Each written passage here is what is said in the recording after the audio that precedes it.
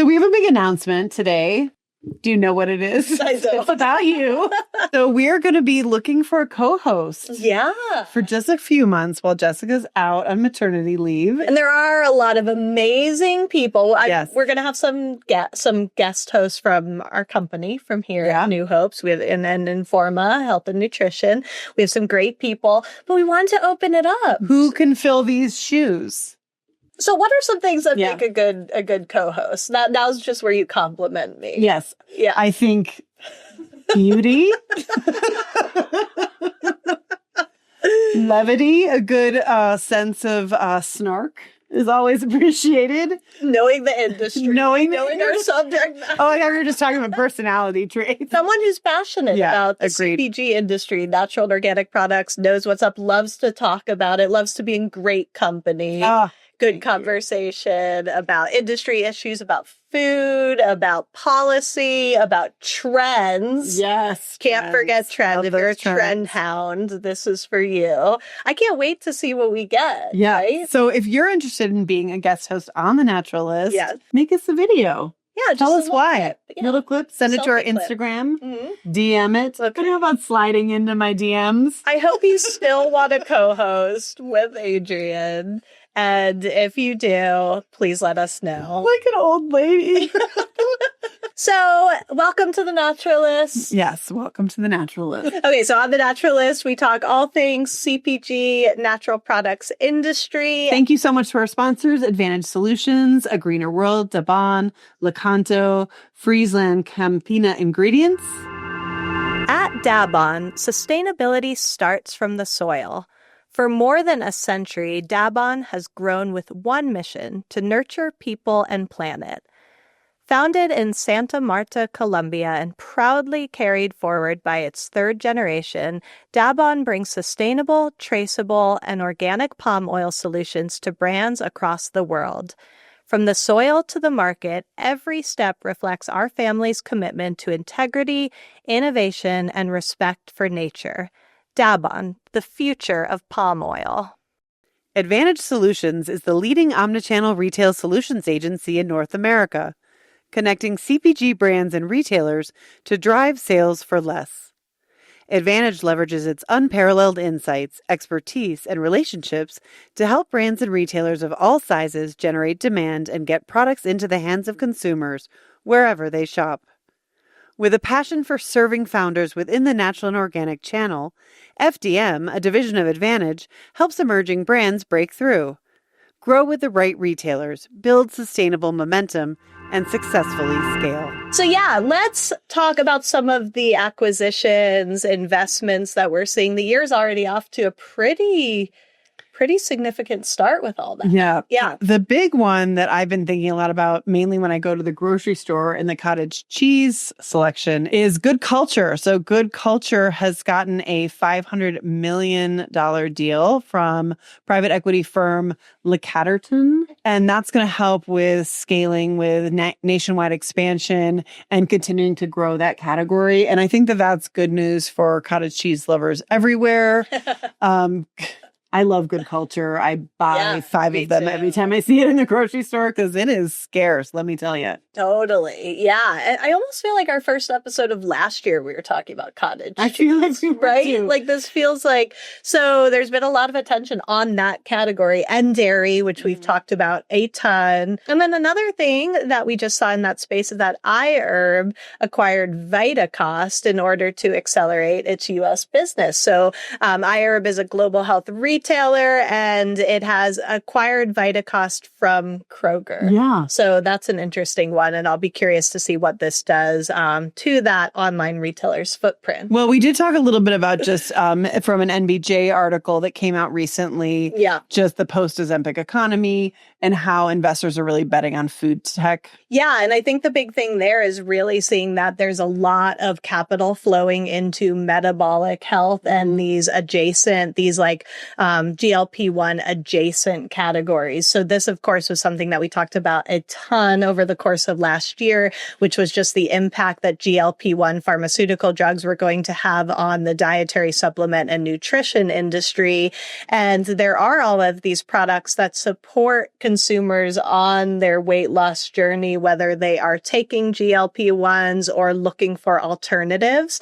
So to see that that is where investors are still looking. And of course, I feel like every second there's news around GLP-1s and formats or approvals or different launches. And so we're also seeing that momentum continue into the wellness and nutrition space in 26. And then the final thing on that topic, which you pointed it out, is that investment in food tech. So I'm trying to understand, like, okay, what does post-Ozempic economy, what does food tech have to do with that, really? So I think there's like just a lot in this, the role that technology is playing in these new ingredients and formats, the technological platforms also that are connecting consumers with their health. So with nutritionists, with specialists, with wellness experts that can help guide them on their journey. Yeah, that wasn't actually the first thing I would have thought of when you said food tech, but then I read the article. But then I read the article just now, and I learned.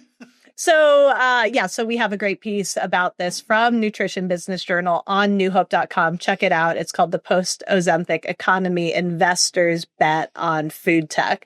Something else interesting that happened in technology was around the partnership between Oura Ring and Fullscript. Oh, yes. So that is news. Have you ever worn an Oura Ring? No, I'm going to get one once baby arrives because I figured no point in doing it now. You won't be able to get it off? I won't be able to get it off. And I don't want to know what's going on. Nothing's as it is typically, or perhaps should be. But yeah, so I've not. Have you? No. No. Okay. I'm tempted. I mean, I find it really interesting, but then I had a Fitbit in the past and I just didn't really pay attention to the data. I think we talked about this before because I was only obsessed with the sleep data. I only care about the steps. Oh, well.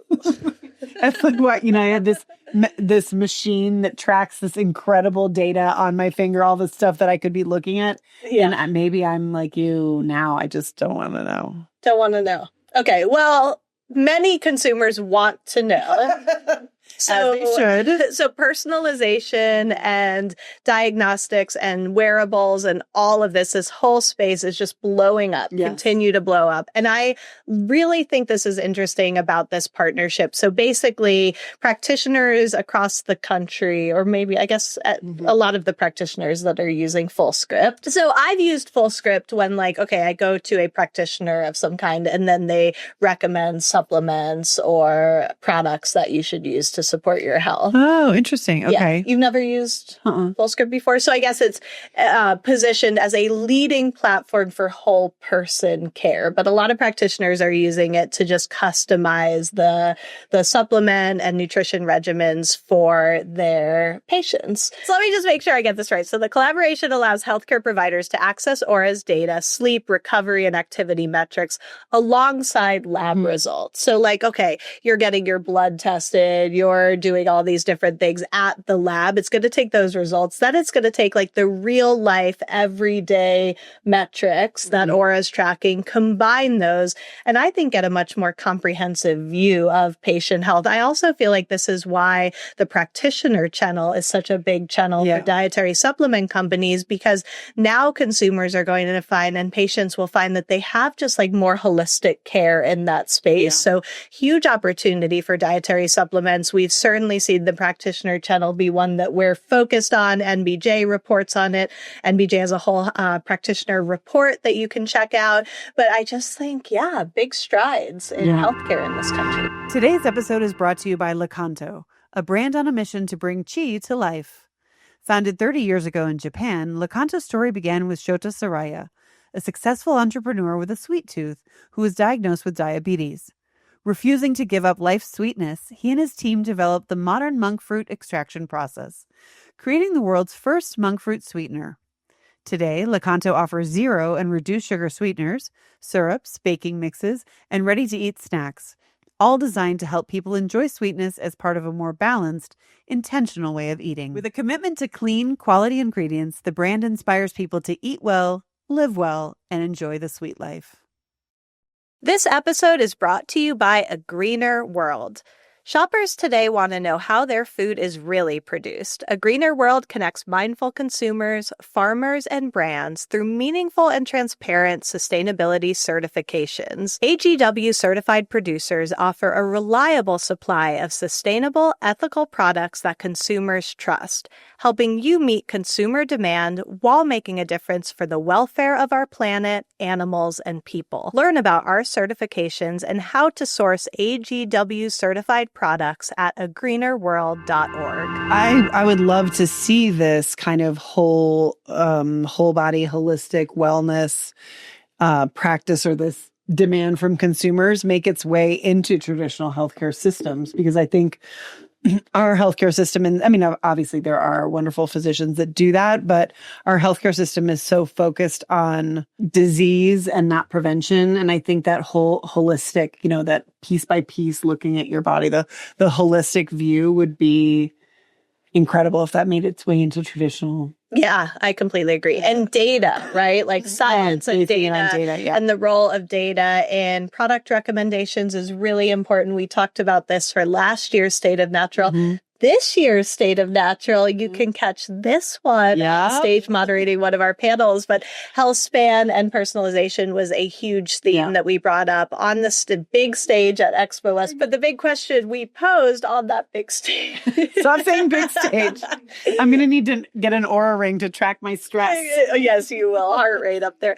But it was what does this mean for CPG, right? And so I think we're starting to see these worlds really, the bridge between these worlds, which is being able to track, being able to recommend products, and then products getting in those channels that can reach consumers where they're getting that information from their practitioners. So it's pretty interesting, how we're starting 26 off with that development. So speaking of whole body wellness, it's dry January. Is anyone doing dry January? I mean, you are. Is dry January still a big thing? Because I feel like in general, people are drinking less kind of throughout. Is there a term for that maybe?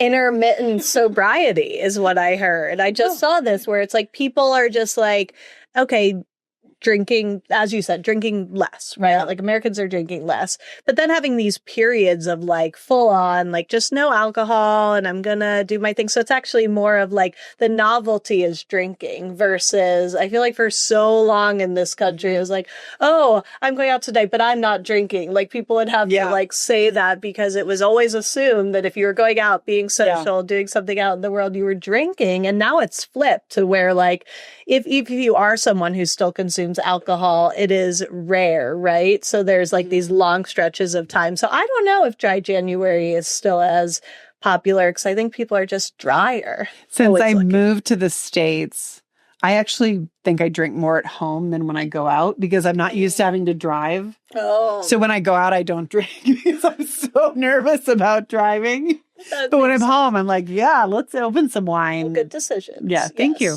I feel like that was a good decision. No, that was a good PSA. But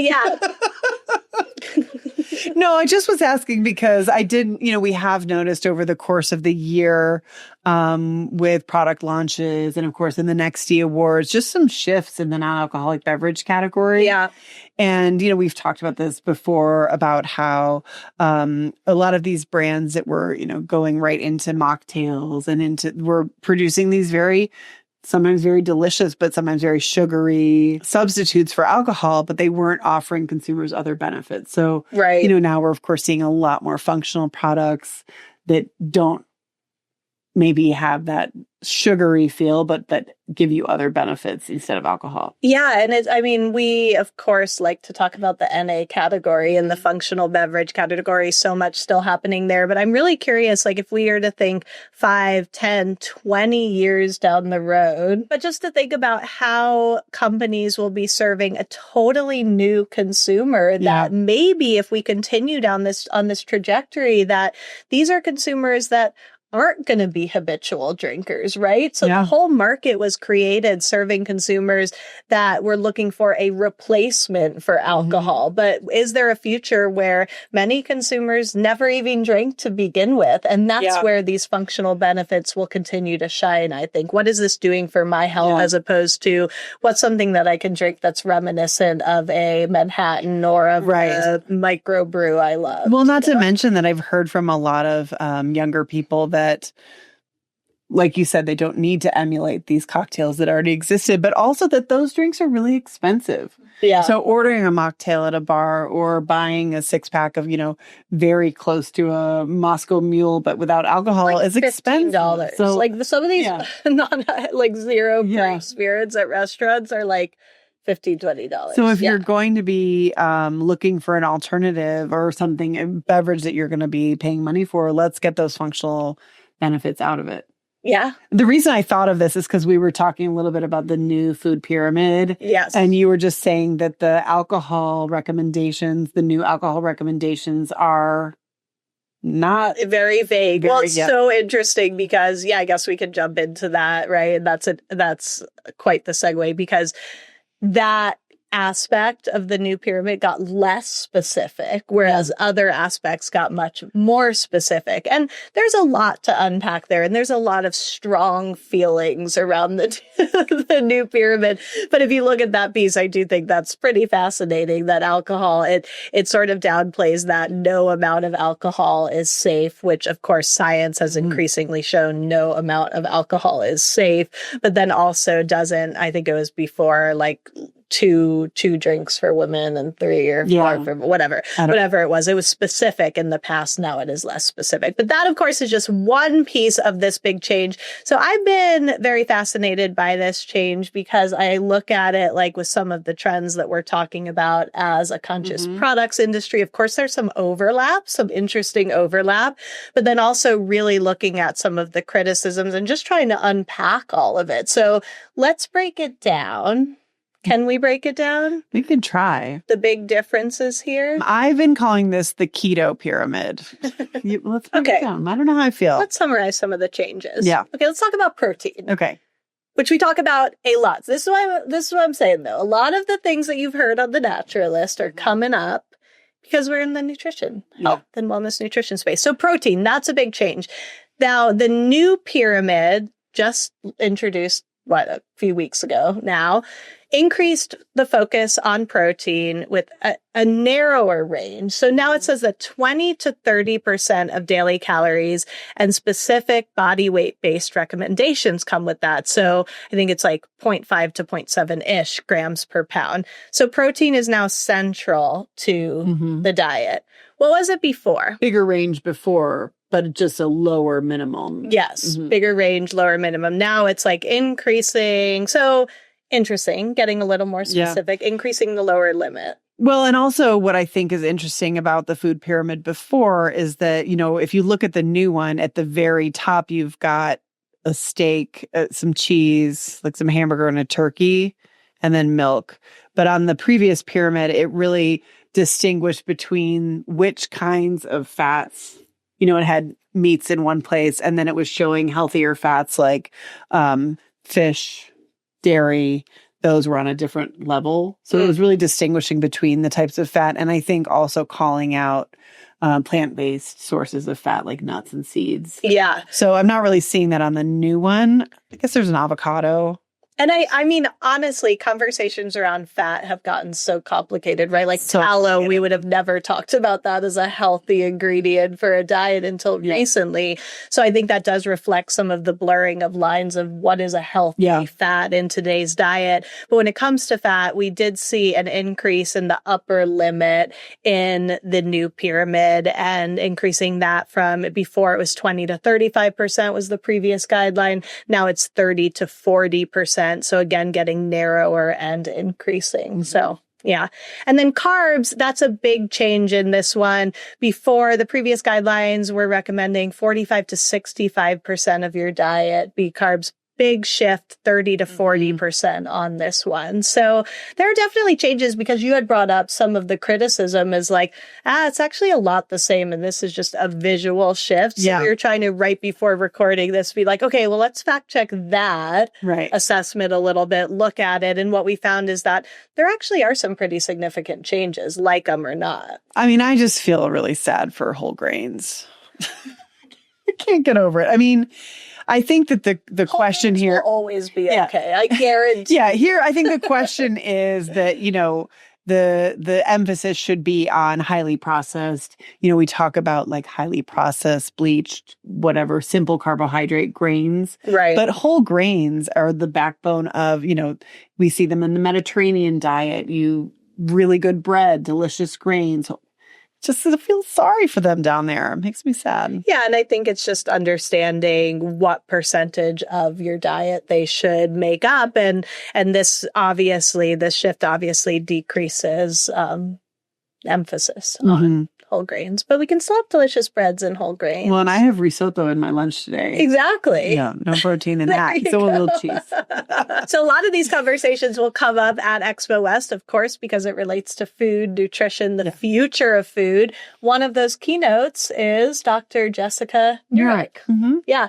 So she has a big following. I know a lot of people have been wanting to hear what she is saying about the future of food and food policy. So she's going to be talking about it, but it's a great place to have those discussions about, where industry and policy kind of come together. So, yeah. Yeah, I'm looking forward to that. Another interesting thing, some critics around the food pyramid have talked about the climate implications. Of course, like this is just a conversation around, we've seen such increased demand for meat and dairy over the past couple of years, and that those are two big categories. So this isn't just about the food pyramid, but it's about that. And we celebrate a lot of these companies that are doing things a better way and using their meat and dairy supply chains in to support regenerative models and different ways of doing it. But with that said, there's still conversations around climate and the climate implications here of animal products and shifting back towards animal products, because for so many years we were focused on plant-based diets. And that was the big trending conversation in this industry. So that's just a balance that we'll continue to have to strike, is how do we and people who consume meat and dairy make smarter decisions, and how does those industries do things in a more responsible way? There are major climate implications there. To that stake at the top of the pyramid? Yes, there are. All right. Well, I think that's a good place to wrap it up for today. What do you think, Maddie? I agree. Cut us off? Yeah. Who knows what happened? At FrieslandCampina Ingredients, we're committed to providing innovative, nutritious ingredients to address health and well-being challenges worldwide.